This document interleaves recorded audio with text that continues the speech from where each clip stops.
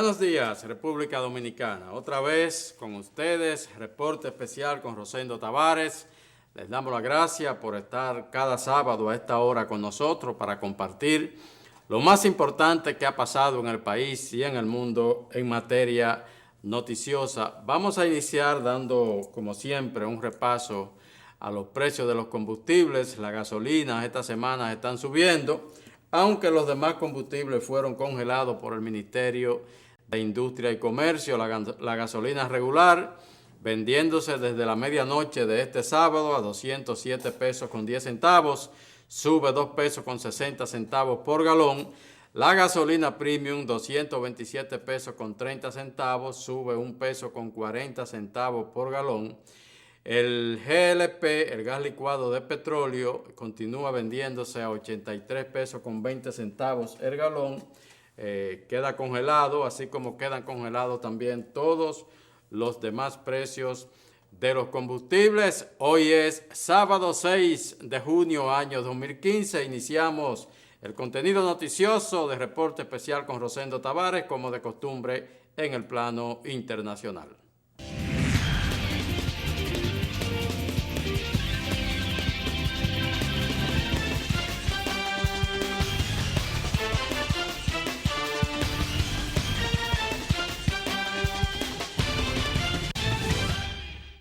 Bien, señores, continúa ocupando primeros planos en toda la prensa mundial, lo que en principio, parecía ser un escándalo deportivo, un escándalo del mundo deportivo, pero que por su gran magnitud, pues definitivamente se ha convertido en lo que verdaderamente es un escándalo, un tema de principalía en toda la prensa internacional. El tema del escándalo de corrupción en la Federación o la Asociación Internacional de Fútbol, la famosa FIFA, una poderosa organización que siempre se había dicho que se manejaban ahí cosas de manera un tanto no muy claras, pero que a partir de las denuncias que se hicieron desde la semana pasada, pues realmente el asunto va tomando fuerza y es como una bola de nieve que crece y que se va llevando gente a su paso.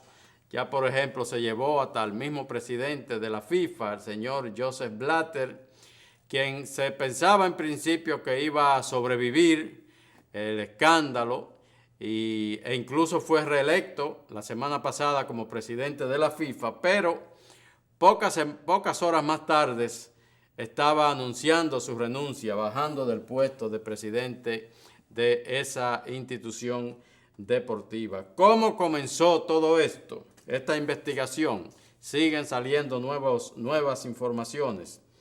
Bueno, pues el 25 de noviembre del año 2013, el ahora desacreditado, dice un informe internacional, funcionario de la FIFA, Chuck Blazer, se presentó ante un tribunal de Nueva York y allí se declaró culpable de 10 cargos en su contra. Chuck Blazer, un exfuncionario de la FIFA, pues se declaró culpable en Nueva York de 10 cargos en su contra. Los documentos judiciales que fueron hechos públicos este miércoles precisamente, pues muestran que este señor Chuck Blazer admitió haber recibido sobornos de licitaciones para los mundiales de 1900, mundiales de fútbol, estamos hablando, de 1998 y del 2010. Pero no fue solo que él admitió que había recibido sobornos para esos mundiales, para probablemente asignación o influir para la asignación de sedes y todo ese tipo de cosas, sino que además se convirtió en un testigo de primera fila para el FBI, la Agencia Federal de Investigaciones de los Estados Unidos, pues armar este caso de corrupción ya contra una gran cantidad de funcionarios de la FIFA. Así que el caso continúa creciendo y esta semana, a propósito, otro funcionario de la FIFA, un ex vicepresidente, ha amenazado con hacer públicos documentos secretos, dice él, el señor Jack Warner, documentos secretos que podrían comprometer gravemente al señor Joseph Blatter, al que acaba precisamente de renunciar como presidente de la entidad esta semana. Dice Jack Warner, una de las principales figuras investigadas por el escándalo de corrupción que azota el organismo internacional, ha amenazado con destapar nuevas corruptelas. Ha asegurado que dispone de documentos y cheques de la FIFA que tienen que ver con sus transacciones internacionales y las de su presidente Joseph Blatter. Jack Warner, que fue presidente de la CONCACAF, esa es la Confederación de Asociaciones de América del Norte, del Caribe, de fútbol, fue presidente entre 1999 y el 2011, ha dicho temer por su vida tras anunciar que colaborará con la justicia. He reunido una serie de informes detallados en los que se incluyen cheques y los he depositado en distintos lugares y en diferentes manos, ha manifestado en una intervención de televisión en Trinidad y Tobago, de donde es oriundo. Pido perdón al pueblo de Trinidad y Tobago por haber permitido estos comportamientos. O sea que este señor ya básicamente está también colaborando con la investigación que lleva a cabo la justicia y los organismos investigativos, el FBI de los Estados Unidos, y al igual que George Blatter, pues se convierte también en testigo estrella en este caso que pretende poner tras los barrotes a una considerable cantidad de dirigentes de la FIFA, e incluso podría estar entre ellos Joseph Blatter si es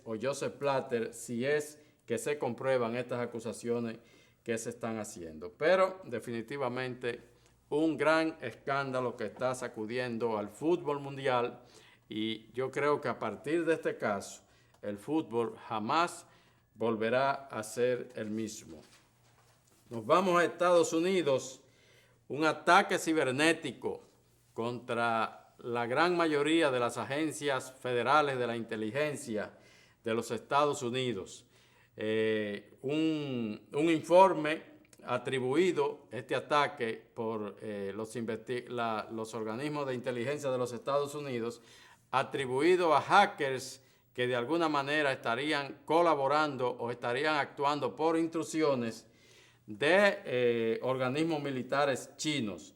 Entonces, según el informe, más de 4 millones, o la información personal de más de 4 millones de empleados de agencias federales de inteligencia de los Estados Unidos habrían sido robados, y esta información se destapa luego que el Departamento de Recursos Humanos de los Estados Unidos, la oficina que maneja lo que es todo el personal de la administración pública en los Estados Unidos, pues hizo llegar correos electrónicos a más de 4 millones de empleados de las diferentes agencias de la inteligencia norteamericana, poniéndoles al tanto de lo que había ocurrido y dando pues ya también públicamente. Esto habría ocurrido en diciembre del año pasado. Las agencias o los organismos de inteligencia norteamericanos se enteran en abril de este año, y entonces es ahora en junio cuando ya se hace público, le comunican a todos los empleados federales afectados lo que ha pasado y dan el informe responsabilizando al gobierno chino o a estamentos militares chinos de estar detrás de toda esta situación. China inmediatamente respondió a través de su embajada en Washington, acusando a Estados Unidos de irresponsable y de actuar con torpeza, manejando una información de ese tipo, y definitivamente negando tener cualquier tipo de participación o de que estamentos del gobierno chino tuvieran algún tipo de participación en ese escándalo. Pero es un tema que está también pues en los primeros niveles de la prensa norteamericana y mundial. Y seguimos en los Estados Unidos, pero ya pasamos al plano electoral que sigue tomando cuerpo en los Estados Unidos. Jeb Bush, el hijo de George Bush padre y hermano de Jeb Bush, o de George Bush, sería el tercero de esa familia, si es que llegara a lograrlo, en ocupar la Casa Blanca, pues ha anunciado que el día 15 de este mes de junio estará definitivamente ingresando en la campaña presidencial norteamericana ya como un precandidato oficial. Hasta ahora él había estado evaluando, pero recaudando fondos, pero ya sus principales asesores han anunciado que el día 15 estará Jeb Bush pues lanzando su candidatura o su precandidatura presidencial por el Partido Republicano. Otro que ya se lanzó esta semana es Rick Perry, el ex gobernador de Texas, lo hace también por el Partido Republicano, y siguen sumándose nombres y sobre todo de figuras conocidas. Por ahí hablábamos la semana pasada de que George Pataki, el ex gobernador de Nueva York, también estaría entrando en la carrera, pero ahí ven ustedes el acto oficial en que el pasado jueves Rick Perry pues se lanzaba como probable o a buscar la presidencia de los Estados Unidos. Los números no siguen dando muy bien a los republicanos.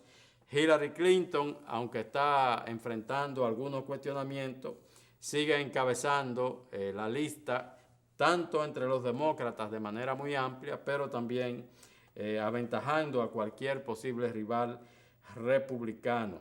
Así que esa es la situación. Mientras tanto, líderes demócratas latinos están empujando para que el señor Julián Castro, el secretario de Vivienda de los Estados Unidos, ex alcalde de la ciudad de San Antonio, en Texas, y que es uno de los líderes latinos mejor valorados en los Estados Unidos, pues se convierta en el compañero de boleta de Hillary Clinton, si es que ésta se convierte finalmente en la candidata presidencial del Partido Demócrata.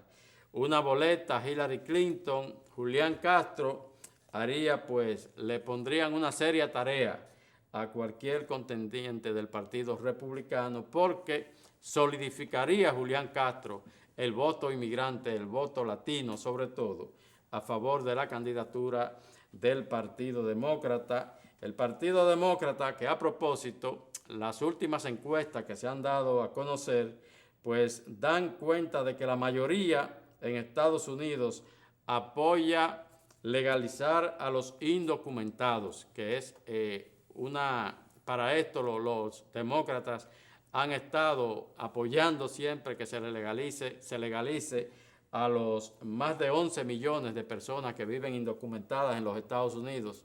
Ahí está el presidente Barack Obama, que ha estado haciendo un gran esfuerzo en ese sentido. Pero los republicanos siguen siendo pues la muralla o la pared que de alguna manera intenta contener esa legalización de indocumentados.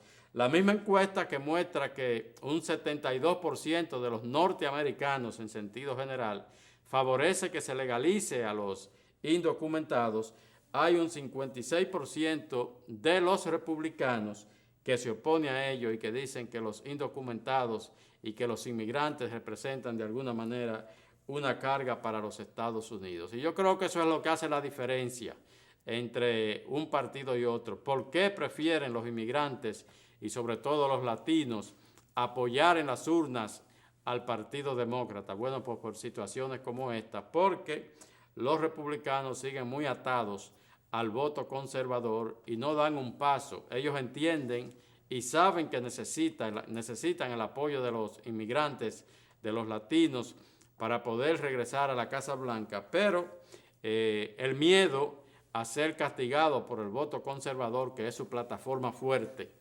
en términos electorales, pues no los deja avanzar en ese sentido. Y hay que decir que ese voto al que ellos rechazan o del que se mantienen alejados, cada vez es más determinante en los Estados Unidos, y por eso los demócratas han salido airosos y parece que lo van a hacer nuevamente en los procesos electorales. De ahí nos vamos a Colombia, donde el Congreso colombiano ha dado una medida esta semana donde elimina la reelección presidencial en este país. La reelección presidencial que fue reinstaurada en Colombia durante el gobierno de Álvaro Uribe Vélez, que se interesó en reelegirse y realizó una serie de acciones que incluso pusieron a algunos congresistas en la cárcel porque no reunía todos los votos para cambiar la ley. De alguna manera se las arregló con algunos congresistas que luego se determinó que recibieron favores o que recibieron sobornos de parte del gobierno de Álvaro Uribe, y esos congresistas están presos, aunque de todas maneras la Constitución de Colombia fue modificada y Álvaro Uribe logró reelegirse y gobernar por 8 años consecutivos entre el 2002 y el 2010 en Colombia. Entonces, con 90 votos a favor y 10 en contra, la Cámara de Representantes de Colombia aprueba otra vez la eliminación de la reelección presidencial en la Constitución política de ese país. Quedó establecido el miércoles pasado que no podrá ser elegido presidente el ciudadano que a cualquier título hubiese ejercido la presidencia de la República. El Centro Democrático, partido al que pertenece el presidente Álvaro Uribe, fue el único opositor o el principal opositor a que el Congreso colombiano tomara esa medida. La reelección presidencial solo podrá ocurrir a través de un referéndum o una asamblea constituyente. En Colombia, las instituciones, sobre todo en materia de justicia, son bastante fuertes y funcionan con una independencia muy considerable del poder ejecutivo. Terminamos en China, donde cientos de personas murieron en el hundimiento de un barco. Eso ocurrió a principios de esta semana. Ya se han recuperado alrededor de 100 cadáveres, pero se estima que los muertos sobrepasan más de 400 allá en China, en el río Yangtze, el famoso río Yangtze, uno de los más grandes del mundo.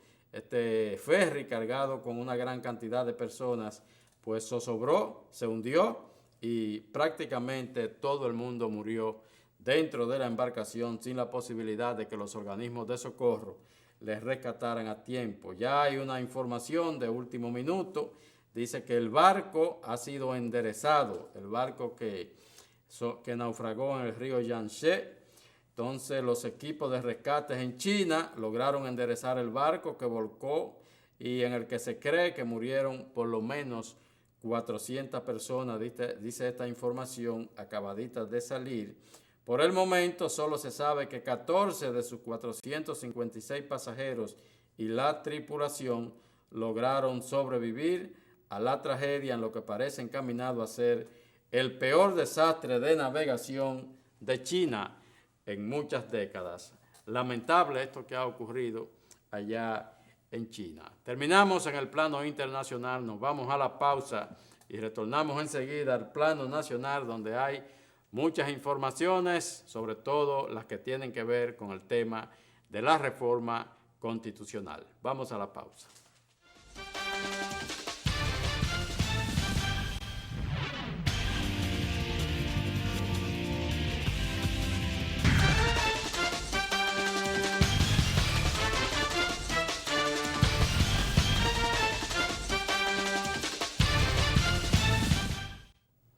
Bien, señores, vamos a las noticias nacionales.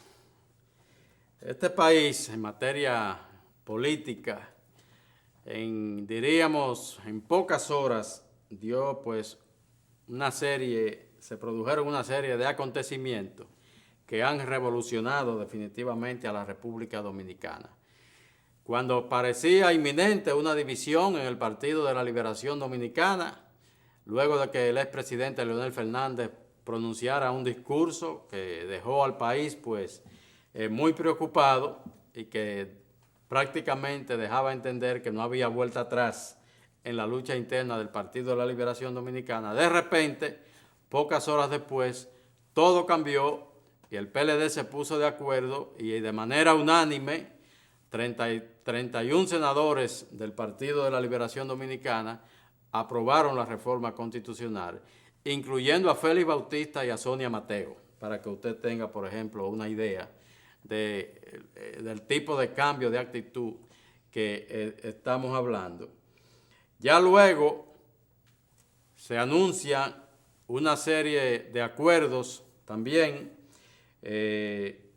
Corre el rumor de que algunos diputados del Partido de la Liberación Dominicana y de la oposición aprobarían la reforma. Miguel Vargas, el presidente del PRD, se había manifestado días antes y había dicho que no aprobaba la reforma constitucional, pero de repente un acuerdo que todavía su contenido no ha sido claramente explicado al país todavía, pero se da un acuerdo entre el PLD y el PRD y termina el Partido Revolucionario Dominicano aprobando también la reforma constitucional. Todos los diputados del PRD votaron a favor de la reforma en la Cámara de Diputados. Y se anuncia que es un acuerdo que, involucra todo lo que tiene que ver con apoyo a candidatos del PRD en materia congresional y municipal por parte del PLD, lo mismo que apoyo por parte del PLD para alcaldes también y para congresistas también del PLD. O sea, un acuerdo que engloba mucho hasta el punto de que todavía no se ha dicho oficialmente, pero según lo que tenemos entendido, este acuerdo involucra hasta el apoyo del PRD a la candidatura presidencial de Danilo Medina. O sea que Miguel Vargas estaría renunciando a su candidatura presidencial que ya fue proclamada por el PRD y el PRD estaría apoyando a Danilo Medina. Todo eso ocurrió solamente en unas cuantas horas. Lógicamente, eso ha traído para el PRD sobre todo algunos inconvenientes. Ya Tony Peñaguaba, el secretario general de esa organización política, ha dicho que no apoya los acuerdos. Recordar que Tony se fue al PRM con Luis Abinader y Hipólito Mejía.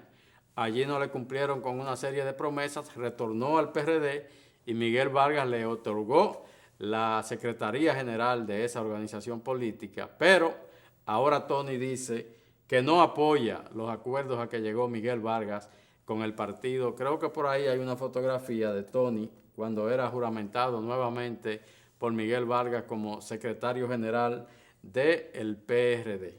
El caso es que están dadas las condiciones en el Congreso Nacional. Ahí está Tony Peñaguaba, juramentado por Miguel Vargas Maldonado a su retorno al PRD e instalándose como secretario general. Pero ahora no se sabe exactamente qué va a pasar con Tony, porque si como secretario general no apoya las decisiones de su partido, encaminada por el presidente Miguel Vargas Maldonado, ahora no se sabe exactamente qué va a pasar con Tony Peñaguaba.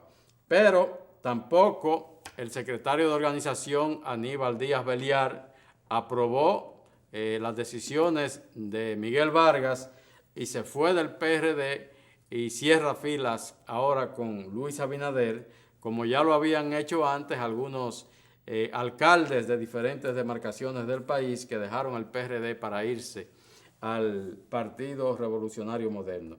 ¿Qué es lo que falta ahora? Ya aprobada la ley que convoca a la reforma, aprobada a unanimidad en el Senado y aprobada con amplia mayoría, incluyendo a 2 legisladores del Partido Revolucionario Moderno en la Cámara de Diputados. Bueno, pues hoy, a esta hora en que estamos nosotros transmitiendo este reporte especial, este programa, estaría reunida la Asamblea Nacional en categoría de Asamblea Nacional Revisora para aprobar o para cumplir con el mandato que da esta ley que ordenó reformar la Constitución de la República para reinstalar la reelección presidencial y permitir que el presidente Danilo Medina pueda aspirar por otros 4 años a la presidencia de la República. En estos momentos debe estar ya reunida la Asamblea Nacional.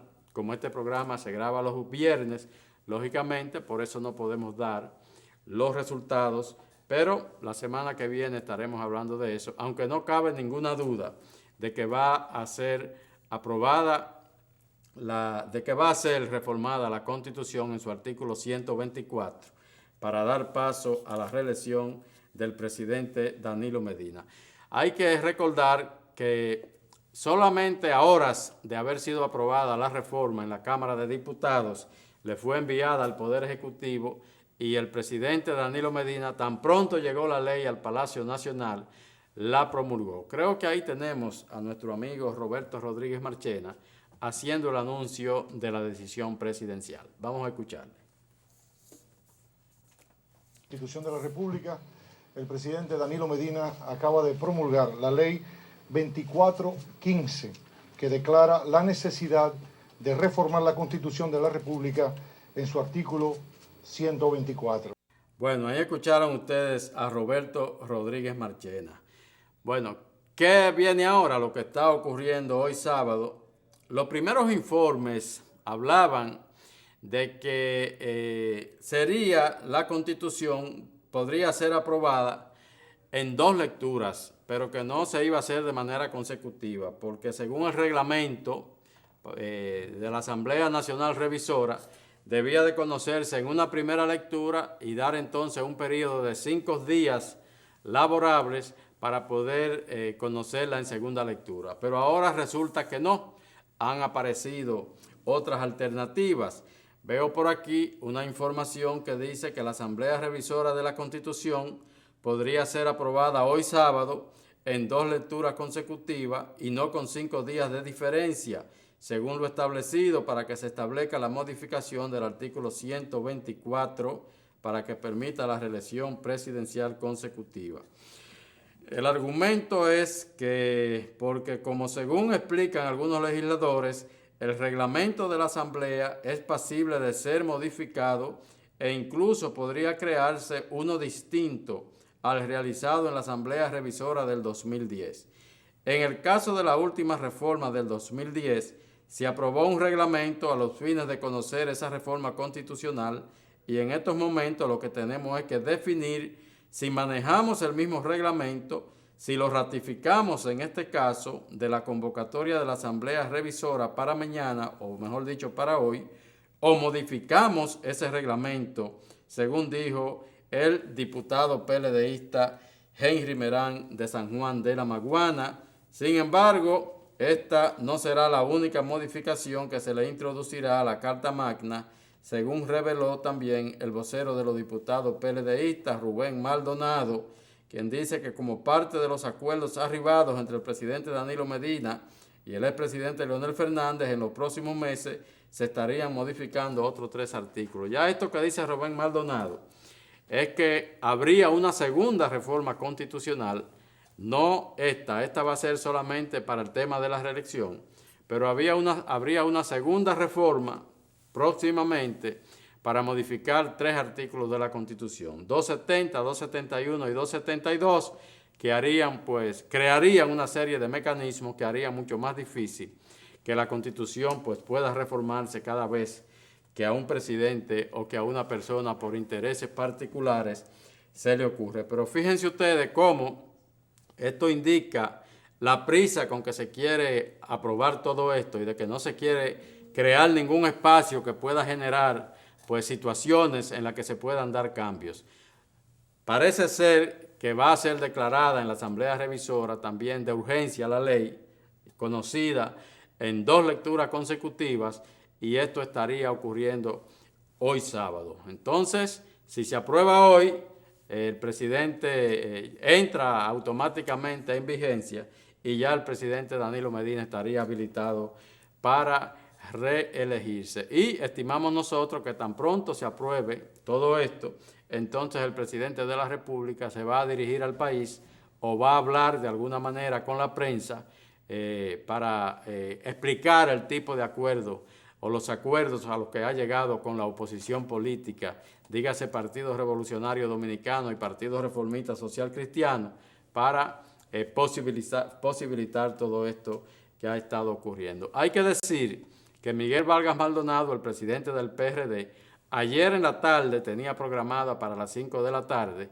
una comparecencia ante la prensa nacional para decir al país también cuáles fueron los términos del acuerdo que negoció con el Partido de la Liberación Dominicana y más específicamente con el presidente de la República, Danilo Medina. Hay reforma, estimamos que a esta hora prácticamente debe estar todo aprobado en el Congreso Nacional. Nos vamos a la pausa y retornamos en breve.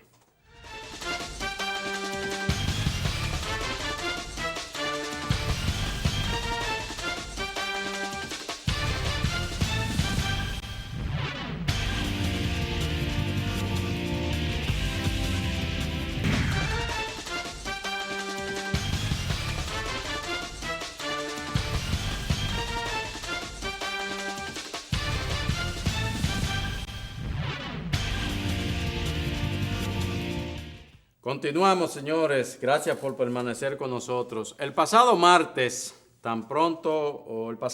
fue cuando se aprobó en la Cámara de Diputados la ley que convoca a la reforma o a la Asamblea Nacional Revisora para modificar la Constitución de la República. Recordar que se hizo con el voto unánime del PLD, del PRD, como lo decíamos anteriormente, y 2 diputados del Partido Revolucionario Moderno que habían sido instruidos para que no votaran. De todas maneras, por lo menos 2 de ellos votaron por la reforma. Ese día, pues, quedó ahí de alguna manera ya descrito todo lo que eran estos acuerdos para aprobar esta reforma, que daban inmediatamente la pauta de lo que va a ocurrir en las elecciones del 2016 con respecto a las probabilidades de Danilo Medina.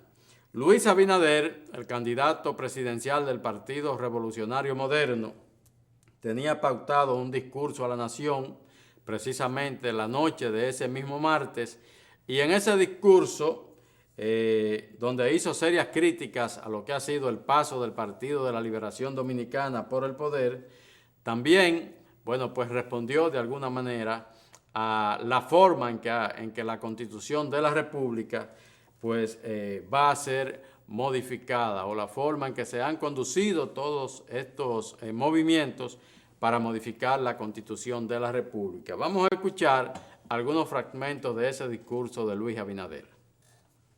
Todo el perjuicio que han hecho a la credibilidad y confianza de las instituciones políticas fundamentales de la nación, ahora se están imponiendo al país una reforma innecesaria, inoportuna, antidemocrática y violatoria de los procedimientos que la propia Constitución establece para ser reformada. Por eso es que afirmo de manera responsable y decidida que el pacto concertado entre las 2 facciones que se disputan la principalía en el PLD es un acuerdo entre socios por la reelección, de la corrupción, de la impunidad y el aniquilamiento de las prácticas democráticas en el país. Pueblo dominicano, ellos, el PLD, se creen los dueños de la República. Al rey Luis XIV de Francia le atribuyen decir el 13 de abril del 1655 ante el Parlamento de París la célebre frase «L'État c'est moi», el Estado soy yo. Casi 4 siglos después, el comité político del PLD, con esta reforma a la Constitución, le dice al país, el Estado dominicano somos nosotros. Esta visión absolutista y despótica es la que ha predominado en los gobiernos del PLD para configurar y poner al servicio del partido oficial y sus dirigentes las principales instituciones del país, como es el caso de la Suprema Corte de Justicia, el Tribunal Superior Electoral, el Tribunal Constitucional. Bien, Luis Abinader, fue un discurso confrontador, un discurso realmente de oposición, como no lo había hecho en todo el tramo de lo que va de esta especie de campaña que ya estamos viviendo en la República Dominicana. Luis hacía ya prácticamente unos 2 meses que fue proclamado candidato presidencial del PRM, pero hasta ahora no había hecho pronunciamientos de ese tipo. Hay que decir que ese discurso tenía ya una semana que había sido anunciado. Sin embargo, él respondió lo que fueron los términos de aprobación de la ley de reforma, lo que indica que a última hora cambió parte del discurso para emitir esos criterios. A mucha gente le llama la atención también, y hay que decirlo, que mientras Luis Abinader habla de manera abierta en contra de la reelección presidencial y en contra de elementos que ejecutan este tipo de acciones con el único propósito de beneficiarse ellos, hacía esos pronunciamientos con don Hipólito Mejía, el expresidente de la República, sentado a su mano derecha, y otros dirigentes, viejos robles del Partido Revolucionario Dominicano, que hoy forman parte del PRM, pero que en aquel intento reeleccionista del 2004 apoyaron y promocionaron ese intento de Hipólito Mejía. Pero es es otro evento político ahora y el PRM está en la oposición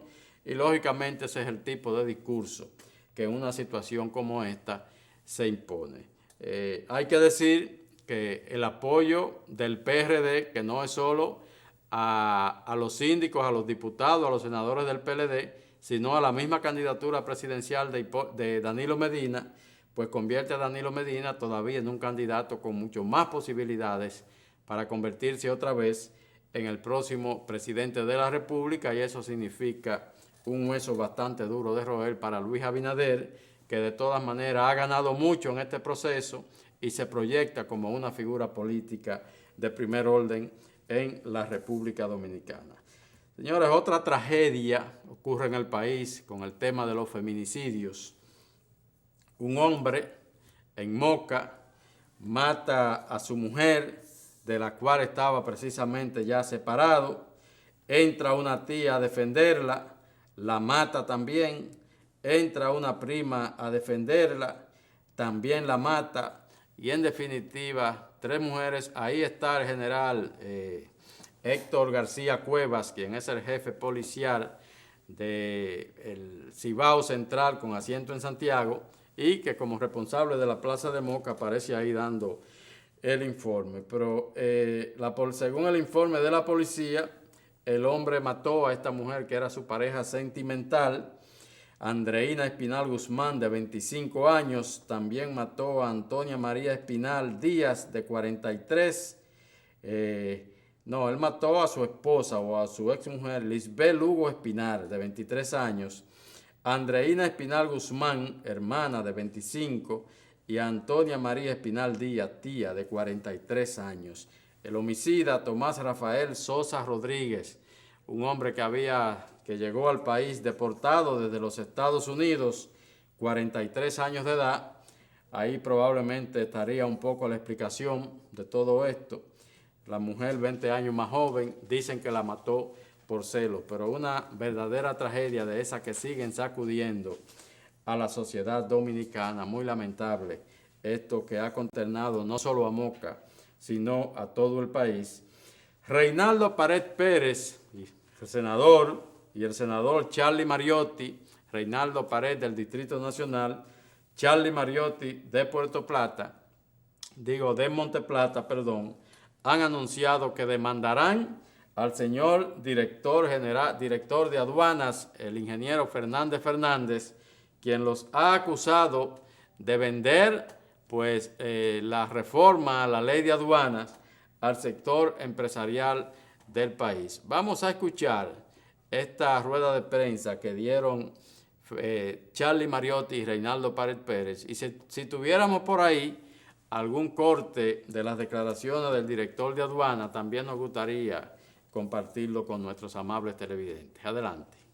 La carta depositada en el día de hoy a la señora presidenta del Senado dice así: en su edición correspondiente al día 27 de mayo del presente año, el periódico El Caribe hizo pública unas declaraciones marcadas por la irresponsabilidad del actual director general de aduanas, licenciado Fernando Fernández, según las cuales los senadores Reinaldo Pared Pérez y Charlie Mariotti Tapia vendieron a sectores empresariales un proyecto de ley tendente a modificar la Ley General de Aduanas con la finalidad de favorecer a las empresas que se dedican al envío de mercancías y valores en la República Dominicana. De acuerdo con las declaraciones publicadas en el señalado periódico, atribuidas a dicho funcionario, y que contienen una infamante acusación contra los suscritos de que, a los fines de beneficiar a las indicadas empresas, citamos, en los hechos, esa ley se ofreció, se vendió y se compró. Nosotros redactamos este documento, que era una respuesta a su carta de 24 de marzo del 14.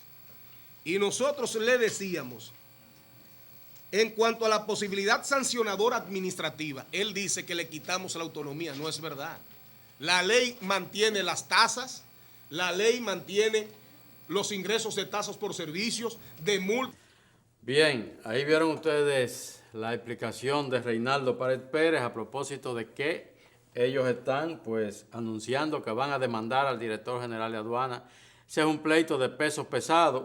Reinaldo Pared Pérez secretario general del Partido de la Liberación Dominicana, senador por el Distrito Nacional, Charlie Mariotti, senador por Monte Plata, pero uno de los hombres de más confianza del presidente de la República, Danilo Medina, y Fernando Fernández, el director de aduana, que es un hombre que actúa con mucha independencia, es un hombre que da al frente, que marcha y aparentemente está dispuesto a confrontar con esos dos legisladores de la República Dominicana. Dice el director de aduana que en una reunión con dirigentes empresariales del país, Reinaldo Pared Pérez se habría comprometido a hacer aprobar esa ley que le quita a la Dirección General de Aduana la facultad de cobrar algunos arbitrios a esas compañías, a la compañía privada, por concepto de sus importaciones. Y Charlie Mariotti, de alguna manera, según el director de aduana, pues habría sido también partícipe de esas acciones. Entonces ahí está ese pleito. Vamos a ver en qué va a parar, porque los dos legisladores son completamente independientes, pero parece que el director general de aduana es un hombre que actúa a sabiendas de que el presidente de la República no se va a meter en esa situación. Vamos a ver en qué va a parar eso, pero es un pleito que realmente todavía va a dar mucha agua de beber. Nos agrada mucho haber estado con ustedes de nuevo esta semana. Hemos llegado al final por el día de hoy. Esto ha sido Reporte Especial con Rosendo Tavares. Como de costumbre, un compendio de noticias para dejarle a usted al tanto de todo cuanto ha ocurrido en el país y en el mundo, y sobre todo establecer las perspectivas para los días por venir en materia noticiosa. Muchas gracias por haber estado con nosotros. Les esperamos de nuevo la próxima semana, el próximo sábado, para un nuevo encuentro con Reporte Especial con Rosendo Tavares. Como de costumbre, periodismo al más alto nivel. Muchas gracias y buenas tardes.